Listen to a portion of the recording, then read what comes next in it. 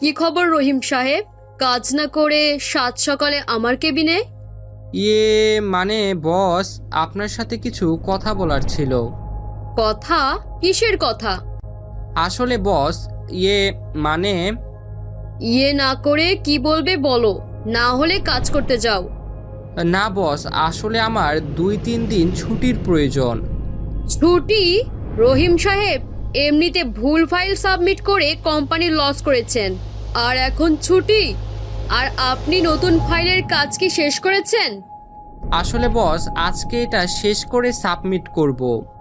আচ্ছা ঠিক আছে, আবার ভালো করে সব দেখে নিবেন, তারপর সাবমিট করবেন, না হলে আবার কোম্পানি লসে পড়বে। আচ্ছা বস। বস, ছুটি? রহিম সাহেব, আপনি আবার ছুটির কথা বলছেন?